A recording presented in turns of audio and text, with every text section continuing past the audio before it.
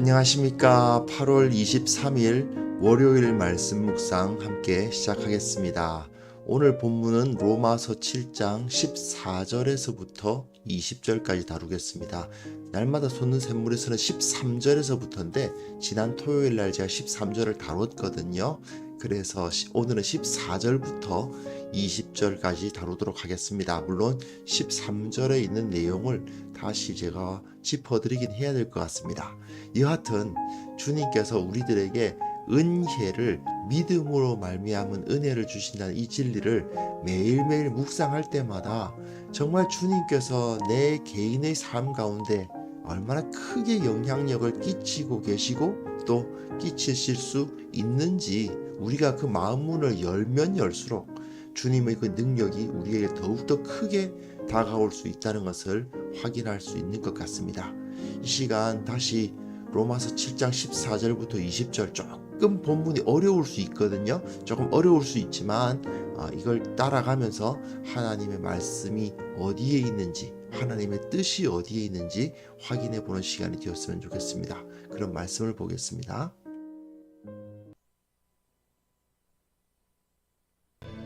우리가 율법은 신령한 줄 알거니와 나는 육신에 속하여 죄 아래 팔렸도다. 내가 행하는 것을 내가 알지 못하노니 곧 내가 원하는 것은 행하지 아니하고 도리어 미워하는 것을 행함이라. 만일 내가 원하지 아니하는 그것을 행하면 내가 이로써 율법이 선한 것을 시인하노니 이제는 그것을 행하는 자가 내가 아니요 내 속에 거하는 죄니라. 내 속 곧 내 육신에 선한 것이 거하지 아니하는 줄을 아노니 원함은 내게 있으나 선을 행하는 것은 없노라. 내가 원하는 바 선은 행하지 아니하고 도리어 원하지 아니하는 바 악을 행하는도다. 만일 내가 원하지 아니하는 그것을 하면 이를 행하는 자는 내가 아니요 내 속에 거하는 죄니라.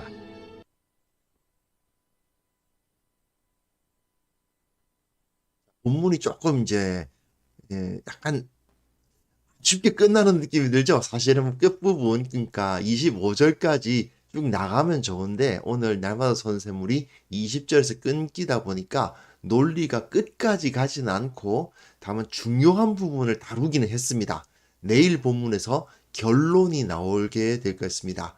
자, 지금까지 율법은 구원의 조건이 될 수 없다. 율법은 죄를 더하게 할 뿐이다. 그러나 율법은 좋은 것이다. 이게 지금까지 바울이 하고 있는 말이거든요. 자, 이 부분 먼저 제가 말씀드려야 되겠네요. 자, 개인의 구원 이야기를 하기 시작합니다. 개인 구원이 6장부터 8장, 6장, 7장, 8장이 개인 구원에 관련된 이야기인데 그 중에서도 7장은 율법과 관련된 이야기를 해왔습니다. 자, 그래서 율법은 구원을 받는 길이 아니다. 오히려 율법은 죄를 더하게 한다. 그러나 율법은 좋은 것이다. 율법을 통해서 우리가 죄를 깨닫게 되는 것이고 신령한 것을 얻게 되는 것이다. 그런 이야기를 해요. 도대체 이게 무슨 의미인지 상당히 좀 헷갈린다 싶으신 때가 있죠. 자, 바울이 왜 이 논의를 진행해 가는가를 정말 절대로 잊으시면 안 됩니다. 안 그러면 로마서 내에서 길을 잊어버립니다. 다음에 또 로마서를 읽으실 때가 있으시겠죠. 그때 꼭 기억해야 될 것은 뭐냐면 유대인과 이방인이 함께 유대인은 율법으로 구원받고 이방인은 믿음으로 구원받고 그것도 아니고 유대인은 율법을 가지고 있기 때문에 이방인보다 더 고귀하고 이방인은 율법이 없으니까 고귀하지 않고 이런 식으로 나눌 수 없다. 그 이야기가 로마서에서 가장 중요한 거죠. 그러니까 바울이 정말 말하고 싶어 하는 게 뭐냐 하면 유대인은 곧 율법인 것처럼 생각하는데 그렇지 않다는 겁니다. 유대인은 자기들이 다 율법을 가지고 있다고 생각하니까 우리는 율법을 가진 선택받은 거룩한 백성이야. 뭐 이렇게 생각을 하면서 그걸 가지고 막 자랑을 한단 말이죠. 그리고 이방인 성도들에게 막 할례 받아야 된다 그러고 뭐 율법에서 그만 음식 너 아직까지도 돼지고기 못 끊었냐 뭐 이러면서 막 그런 요구를 한단 말이죠. 사실 이거는 유대인들이 자신들을 율법의 사람들이라고 보고 자기들은 율법을 지키고 있다고 생각하니까 이런 태도를 갖는 거거든요. 즉 자기들은 율법이 자기 삶의 일부라고 생각하고 있는 거예요. 그러나 바울은 앞에서 율법은 우리의 죄를 오히려 더할 뿐이다라고 천명을 하고요. 그 다음에 유대인이 곧 율법이냐? 아니라는 겁니다. 율법이 유대인들의 일부냐? 아니라는 겁니다. 그게 중요해요. 율법이 유대인의 일부냐? 절대로 그렇지가 않다는 겁니다. 율법은 어디까지나 율법으로 따로 있었고 유대인이 먼저 율법을 안 것은 사실이지만 그러나 그들이 정말 그 삶이 온전히 율법의 가르침대로 이루어지고 있었더냐? 아니라는 겁니다. 이걸 이제 오늘 본문이 강조하는 거예요. 조금 어렵습니다. 근데 제가 이제 이 1세기 당시에 사람들이 사용했던 논리하고 지금 우리 21세기를 살아가는 우리들이 사용하는 논리가 약간 좀 안 맞거든요. 그러니까 우리가 보기에는 그게 말이 돼 싶은 생각이 좀 드는 부분도 좀 있습니다. 성경의 내용을 보면 그 당시에는 이 사람들이 아하 하고 받아들였는데 지금 보기에는 좀 안 맞는 듯한 그런 내용이 있지만 바울의 말을 좀 따라가실 필요가 있어요. 본문을 좀 보시면요. 자, 율법은 좋은 거다. 율법은 신령한 것이다. 그런데 나라는 것은 바울이지만 바울만 말하는 것이 아니고 보편적인 사람들, 특히 유대인들을 대상으로 하는 거죠. 유대인들과 보편적인 사람들을 이야기하는 겁니다. 즉 사람들은 어떤 존재다? 육신에게 속해서 율법은 어디에 속했다고요? 율법은 신령한 데 속했는데 나는 사람은 어디에 속했어요? 육신에게 속해서 뭐가 돼요? 죄 아래 팔렸다. 종이 됐다는 말이죠. 종이 사고 팔고 하잖아요. 그러다 보니까 죄의 종이 되었다라고 표현을 하고 있습니다. 율법은 분명 신령하고 좋은 거지만 사람은 육신에게 속해서 죄 아래 팔려 있다 보니까 어떤 일이 벌어지느냐 하면 내가 행하는 것을 내가 알지 못한다. 이런 상황이 벌어집니다. 내가 무슨 일을 하는데 내가 지금 무슨 짓을 하고 있는지 잘 깨닫지를 못해요. 그러면서 인간들은 내가 원하는 것은 행하지 아니하고 도리어 미워하는 것을 행함이라. 원하는 것이 뭐겠어요? 정직하게 바르게 사는 것이게요. 미워하는 것이 뭐겠어요? 거짓말하고 죄짓고 사는 것입니다. 자, 바울은 지금 세상에서 나쁜 짓 하면서 어디까지나 자기 배를 불리려고만 생각하는 그런 사람들은 아예 논외입니다. 그런 사람들은 제외예요. 아예 바울은 관심조차 가지고 있지 않습니다. 그게 아니고 하나님을 알고 나름대로 선하게 바르게 하나님의 보시기에 기쁨이 되도록 살고 싶어 하는 사람들만 가지고 이야기하는 거예요, 지금. 이해하셨죠? 이건 꼭 기억을 하십시오. 지금 예수 안 믿는 사람들 또는 하나님 앞에 뭐 바르게 서려고 하지 않는 사람들은 완전히 관심 바뀌고 원하는 것은 그래도 내가 하나님 앞에 거룩하게 살고 싶은데 그래도 내가 하나님의 사랑을 받으면서 살아야 되는데 하는 마음을 가진 사람들을 말합니다. 이 사람들은 어떤 사람이에요? 믿는 사람들입니다. 자, 다시요. 하나님 앞에서 내가 정말 바르게 살아야 되는데 나 하나님 앞에 정직하게 살아야 되는데 라는 마음을 가진 사람들은 믿는 사람들이에요. 그 가운데 믿음이 있는 사람들입니다. 이해되시죠? 그런데 문제는 뭐냐면 이 믿는 사람이 그 마음속에 원하는 것은 분명히 하나님 앞에 바르게 살고 정결하게 사는 것인데 행하는 걸 보니까 뭘 행한다? 미워하는 것을 행해요. 뭡니까? 죄를 짓더라는 겁니다.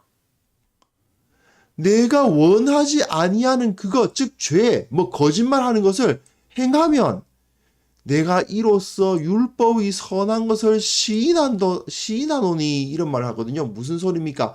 율법이 거짓말하라고 했습니까? 안 했습니까? 안 했죠. 율법은 분명히 정직하라고 했습니다.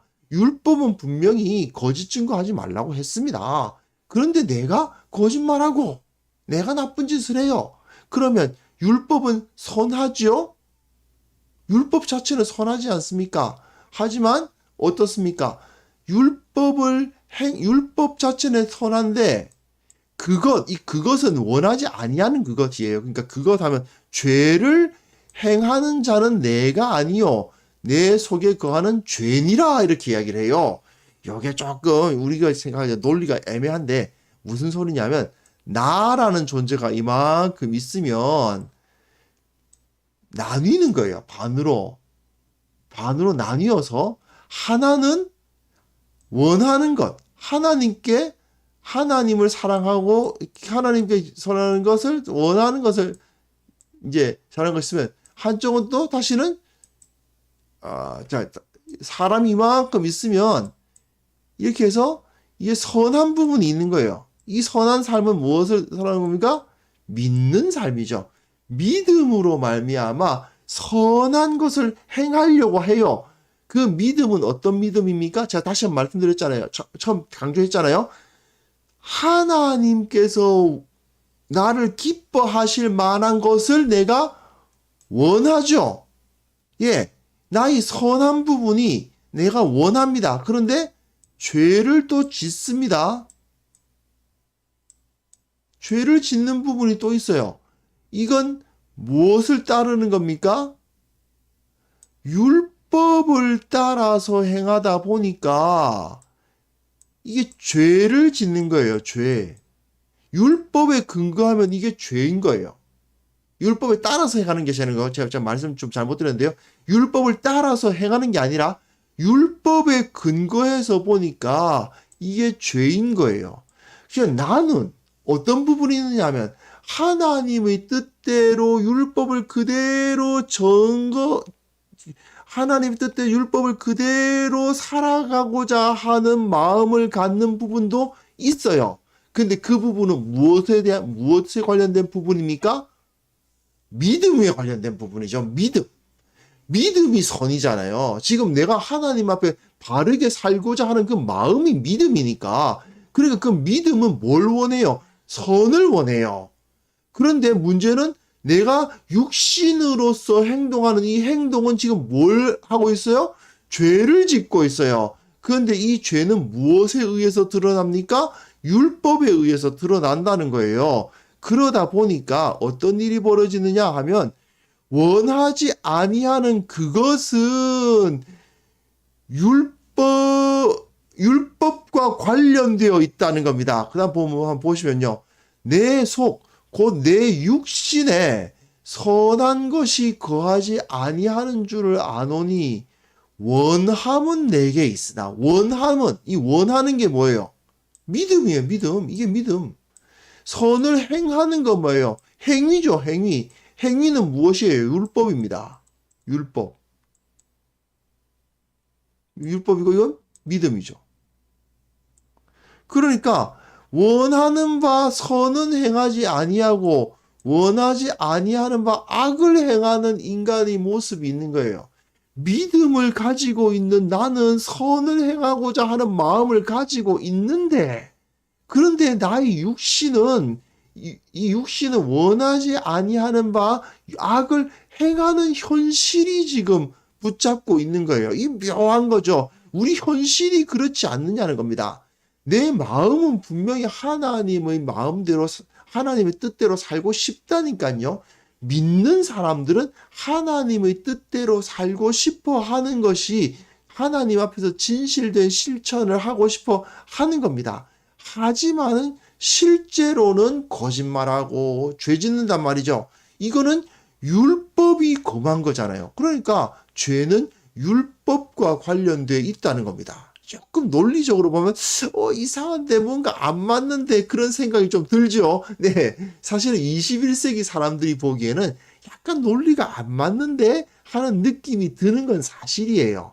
그런데 지금 바울은 그 1세기 사람입니다. 그러니까 21세기의 그 논리를 따지시면 곤란해요. 그런 뜻이 아니고, 자, 믿음은 어디에 속했어? 선을 행하고 싶어 하는 마음이 믿음이니까 선과 관련돼 있잖아. 근데 우리는 실제로 뭐 해? 죄를 짓네? 아, 이 죄는 그럼 뭘 어기는 거야? 율법 어기는 거잖아. 그래. 죄는 율법하고 관련돼 있고 믿음은 선하고 관련돼 있는 거야. 이렇게 나누는 거예요. 반으로. 그 내 속에 나의 육신은 죄를 지어서 율법을 범하고 나의 중심은 하나님을 사랑하는 마음으로 믿음을 갖고 있어서 선을 행하기를 원하니 이 두 개가 나뉘어 있다는 거죠. 그래서 내 마음에 원하는 것을 갈망하는 것은 믿음이고 원하지 아니하는 행위를 하는 것은 죄인데 그 육신 죄인데 이 죄는 그러니까 믿음에서 나올 수 있냐는 거예요. 다시 한번 나는 이렇게 봐야 되는데 반으로 갈라진다는 거예요. 나는 믿음은 선한 것을 원하는데 그죠? 글씨가 너무 안 써지네요. 예. 육신은 죄가 나온단 말이에요. 그러니까 믿음에서는 선만 나오는 거예요. 육신에서는 죄가 나오는 거고요. 이해되십니까? 지금 그 바울이 이거를 설명하기 위한 논리라는 걸 좀 이해를 하십시오. 정확하게 뭔가 아닌 것 같은데 그런 생각이 드실 수도 있습니다. 사실은 이거 성경 공부를 하다 보면 완전히 치열한 그 수학적 논리를 바울이 사용하고 있느냐 상당히 논리적으로 이야기를 하고는 있지만 완전히 딱딱 맞는 수학적 논리라고 보기는 좀 어려워요. 하지만 바울은 지금 논리 싸움을 하자는 게 아니지 않습니까? 그게 아니라 우리의 삶이 지금 어떠냐는 거죠. 우리의 마음속에 있는 것은 믿음이지만 이 믿음은 선한 것을 원할 뿐이다. 근데 내 육신이 악한 데 속해 있는데 이 육신은 결국 내가 태어났을 때부터 알고 있었던 율법 또 할례 이런 것과 관련되어 있는 거다. 이렇게 딱 나누는 겁니다. 그렇기 때문에 믿음은 어디서 납니까? 선한 행실은 어디서 나는 겁니까? 믿음에서 나는 거예요. 이해되시죠? 되실 거라 생각했는데 이 바울의 논리가 이게 결론이 정확하게 안 나는 건 사실입니다. 좀 25절까지 읽어야 되는데 아직 결론이 안 났습니다. 하지만 바울이 정말 여기서 하고 싶은 말은 뭐냐면 유대인이라고 해서 율법을 완벽하게 지키냐? 아니라는 거죠. 오히려 유대인으로서 태어난 내 육신은 죄를 짓더라. 하나님께서 기뻐하시는 선한 행실은 어디서 났냐는 겁니다. 어디서 납니까? 믿음에서 난다는 거예요. 내 육신은 그러니까 다시 한번 이렇게 설명해 볼게요. 이해를 하셔야 되는데 바울은 유대인으로 태어났잖아요. 그죠? 유대인으로 태어났죠. 근데 내 육신은 지금 뭘 해요? 죄를 짓고 있어요. 유대인으로서의 내 육신은 죄를 지어요. 하지만 예수님을 믿고 예수님을 알게 된 나의 믿음은 뭘 하고 싶어요? 선한 행실을 하고 싶어요. 그러니까 내 믿음은 선한 행실과 연결되어 있고 유대인으로 태어난 내 육신은 죄와 연결되어 있고 결국 유대인들은 다 자기가 율법을 지키고 율법을 안다고 생각하지만 율법을 안다고 생각했던 유대인으로서의 몸은 지금 죄를 짓고 있다. 이렇게 둘로 나누어서 이야기를 하는 겁니다. 그러니까 뭐냐?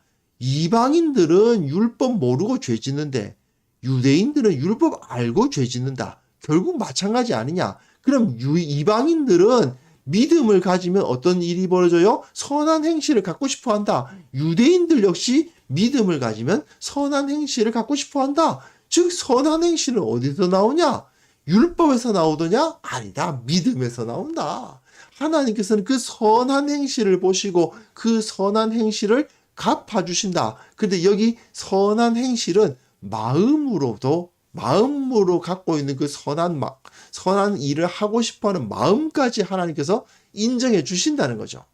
결국 우리가 추구해야 할 신앙생활의 형태는 뭐냐?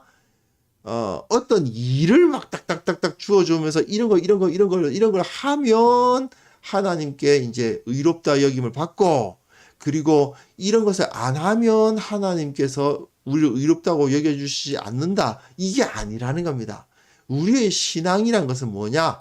우리의 마음, 우리의 믿음, 우리의 심령 속에 있는 그 믿음에 연결된다는 거죠. 이거는 절대로 제가 계속 반복해서 말씀드리는데, 이거는 그냥 내가 속으로 믿습니다, 믿습니다, 믿습니다 하는 걸 의미하는 게 아닙니다. 진짜 진심으로 하나님을 너무 사랑해요.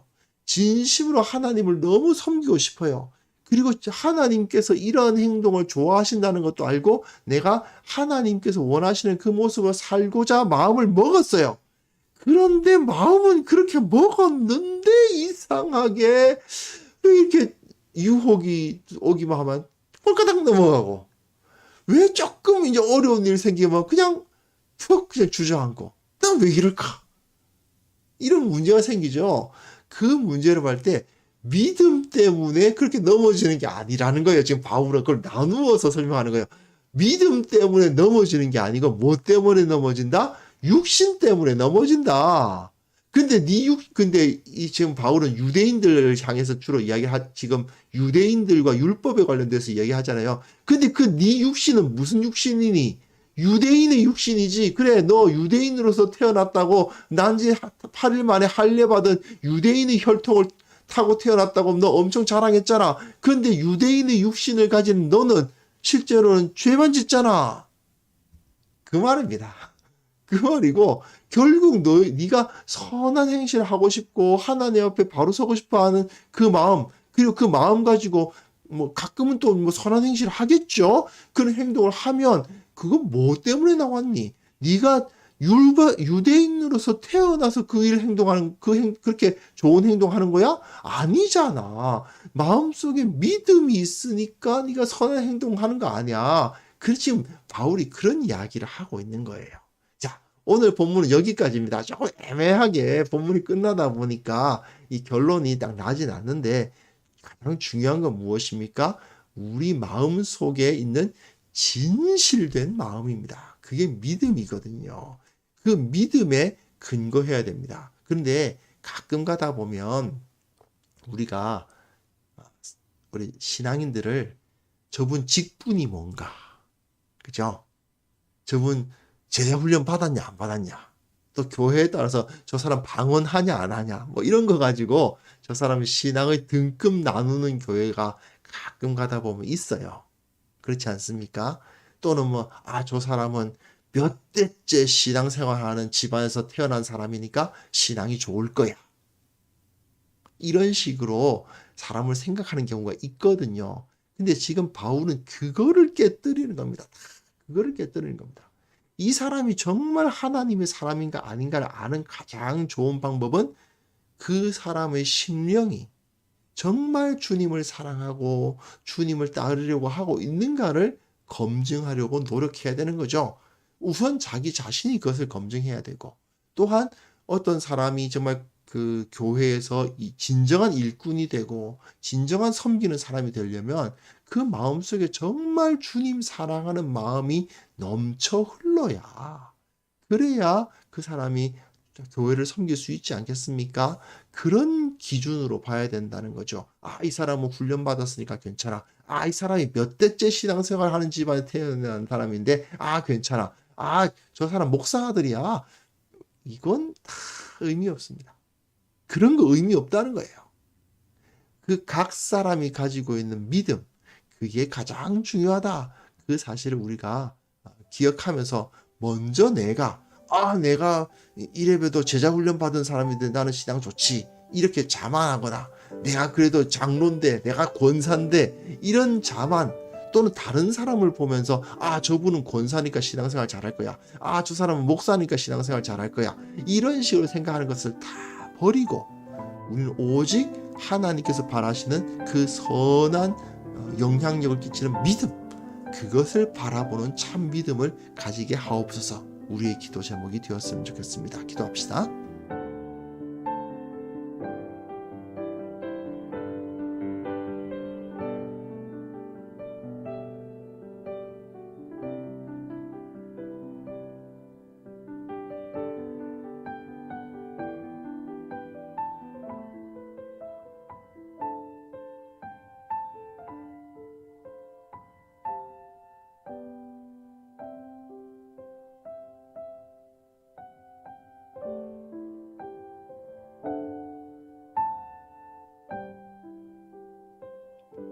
거룩하신 하나님 아버지, 내가 나의 외적인 모습으로 나의 신앙을 자만하거나 다른 사람들이 외적인 모습으로 신앙을 가졌다고 생각하는 어리석은 모습들 갖지 않도록 도와주옵소서.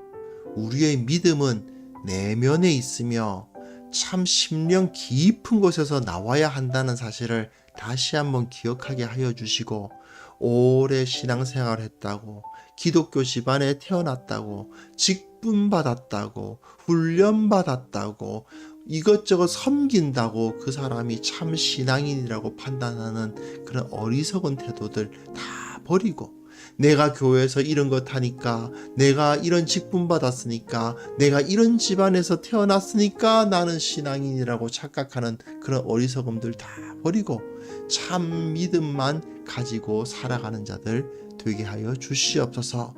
교회가 한 사람을 세우고 한 사람을 선택할 때마다 그 심령 가운데 있는 믿음을 바라보는 문화가 온전히 정착되게 하여 주시고, 겉모습 바라보고 그 겉모습을 통해서 사람을 평가하고 그의 신앙을 평가하는 어리석은 태도 교회 내에서 완전히 사라지게 하여 주옵소서. 주님, 참으로 교회가 이 세상과는 완전히 다른 가치관과 문화를 가져야만 되겠습니다. 세상의 모습이 교회 가운데 그대로 나타나고 있는 이런 암담한 상황들 주님께서 고쳐주시고, 교회는 세상과는 다르게 하여 주옵소서. 교회는 세상의 모습과는 완전히 다르다, 그 사실을 저 믿지 않는 사람들도 알고 교회를 칭송하는 그런 역사들이 일어나게 하여 주시옵소서. 아버지, 오늘 새로운 한 주가 시작되었습니다. 힘들고 어려운 분들도 계시고 참 그 가운데 기쁨을 누리고 계신 분들도 계실 터인데, 그들이 어떤 상황에 있든지 간에 주님께서 함께 하시며 주님의 뜻을 보여주시고 어디로 가야 할지, 무엇을 선택해야 할지를 깨닫게 하여 주옵소서. 강건하게 하시고 감사하게 하시고 주님을 늘 찬송하며 살게 하시고 그 마음속에 기쁨이 넘쳐 흐르는 그러한 귀한 성도들 다 될 수 있도록 주님께서 보호하여 주옵소서. 예수 그리스도 이름으로 기도합니다. 아멘.